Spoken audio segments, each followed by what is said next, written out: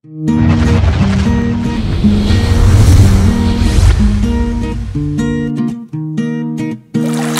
look up at the stars at night and watch them as they glow.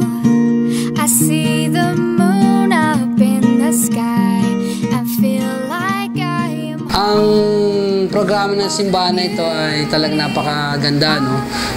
Actually, in-offer na sa akin ni Bishop, kaso nagdalawang isip pa ako. Nag-hesitate ako dahil nga kasi kakain ng oras ko to. Magiging facilitator ako dito sa self-reliance na ito. Mas marami akong matutulungang member. At the same time, nasa business na kami ng asawa ko. Business kasi namin, nasa advertising kami, outdoor advertising. Gumagawa kami mga billboards, mga rentals.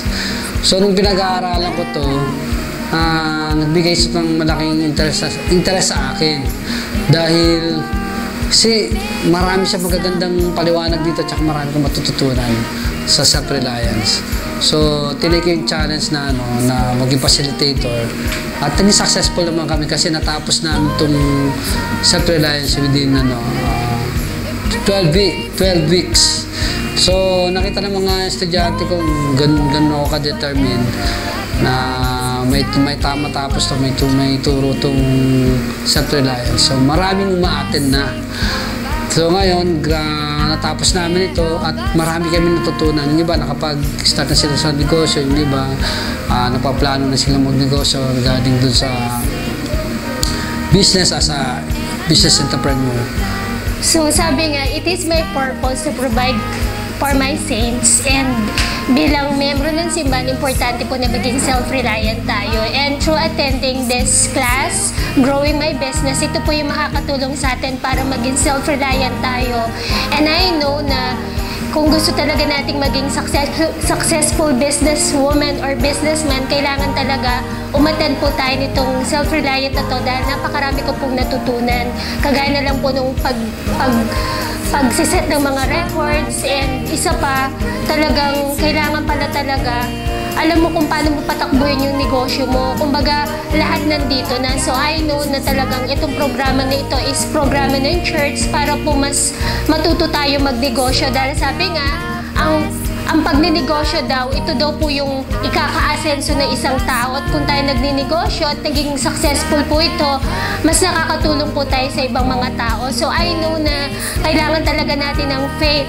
Nakakatulong po sa akin yung pag-attend namin ng klase sa self-reliance. Kailangan magkaroon tayo ng personal records sa mga gastos natin sa ating pansarili. At kung sa business, kailangan magkaroon din tayo ng record sa ating business. Perfect po talaga para sa akin yung self-reliance. Na may plano po talaga yung Diyos para sa atin. Tinutulungan talaga tayo para umunlad dito sa mundo. So, yung self-reliance po, natutunan ko po talaga dito kung paano mag-save. Kasi bilang single adult, marami talagang gusto mga bagay na i-priority, gustong bilhin. Pero dito, natutunan ko kung paano mag-manage ng money. Malaking tulong sa akin yung natutunan ko sa self-reliance namin na klase. Dahil dati, hindi ako marunong gumawa ng personal records kung ano yung mga gastos namin sa bahay. At saka sa mga gastos namin sa bahay, doon ko natutunan na nalalaman kung malaki pala yung gastos namin kumpara doon sa sweldo ko. Kasi dati nag-empleyado ako. So, nung natutunan ko sa self-reliance na may magkakaroon tayo ng personal records, unti-unti kong na-adjust yung mga gastusin sa bahay. Ang natutunan ko dito sa self-reliance ay kung paano magtayo ng negosyo. At ang negosyo ay dapat na may patayo natin sa lugar na nararapat. At kung paano tayo pagre-record ng ating mga kita at saka mga expenses. Una-una po, napapasalamat po ako sa self-reliance. Marami po ako natutunan.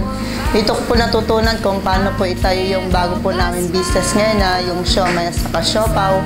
At saka dito ko rin po natutunan kung paano po yung i-separate yung personal po namin na gastusin at saka yung gastusin po ng aming pong business.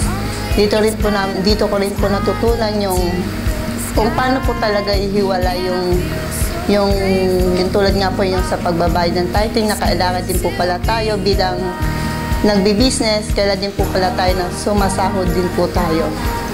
Unang-una po, nagpapasalamat ako kay Heavenly Father and Jesus Christ dahil napasali po ako din sa grupo ng Self-Reliance. Dahil dito po, napakarami kong natutuhan tungkol kung paano, kung sakali magkakaroon akong negosyo, kung paano ko siya patatakbuhin. Nagpapasalamat po ako doon sa mga kasama, lalong-lalo sa aming facilitator dahil napakarami kong natutuhan sa kanya. At nakasama ko sa Self-Reliance at pagtutunan ko dito, marami na we spend less than we earn, save money, ganyan. Kailangan kasi karamihan sa atin gagastos na hindi naman sapat, kaya nagigipit tayo. Kailangan natin matuto sa paggastos. Then kung sa mga business naman, ang business ko source of income eh. Yung kung lahat ng pangangailangan doon lang nanggagaling sa business na yon. Kaya wala rin ako na nasi-save. Sa ngayon, matututunan ko na rin mag-save. Ang pagsunod sa mga alituntunin na nakapaloob sa My Pathway to Self-Reliance ay ang susi para sa tagumpay natin bilang isang tao at para makatulong tayo, higit na makatulong tayo sa ating pamilya at sa ating kapwa. Pag sinunod natin ang mga alituntunin na nakapaloob dito, tayo ay magiging matagumpay sa buhay na ito at mas lalo tayo magiging produktibo.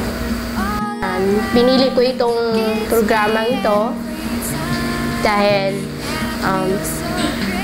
bilang isang nanay, dapat alam din natin kung paano mag-budget in and out sa loob ng ating pamamahay. Natutunan ko dito kung paano mag-priority ng mga bagay, kung paano yung sa loob ng pamamahay, especially sa expenses. Masasabi ko na ang programang ito ay talagang nakatulong sa aming mag-asawa, especially sa budgeting. At blessed po ako talaga na nakasali ako dito. Blessed ako na belong ako dito sa church na nagkaroon ng programa na Self-Reliance. And dito natutunan ko yung paano yung paggawa ng cash flow, yung paano ang pera na in and out, na i-record mo yung personal and business na record. At dito natutunan ko kung paano na maano yung negosyo na ma-improve. Gusto ko lang pong pasalamatan yung church na nagkaroon po ng programang ganito, yung pong Starting and Growing My Business. Malaki po yung may tutulong po nito sa negosyo ko dahil magiging self-reliant po ako to help my family. At the same time, kung matatag na ako at na yung negosyo ko, I can help yung other members also na mapaunlad din nila yung negosyo nila at maging self-reliant din po. Unang-una po, nagpapasalamat ako sa program ng simbahan na tungkol sa self-reliance. At ito po isang malaking blessing para sa aming pamilya. At yung ginanap po naming pag-aaral sa Starting and Growing My Business specifically, marami po akong principle na tutunan. At doon, isa sa natutunan ko is alamin muna kung kailan ba dapat umutang, dapat bang umutang. So, yan lang po ilang bagay na natutunan namin.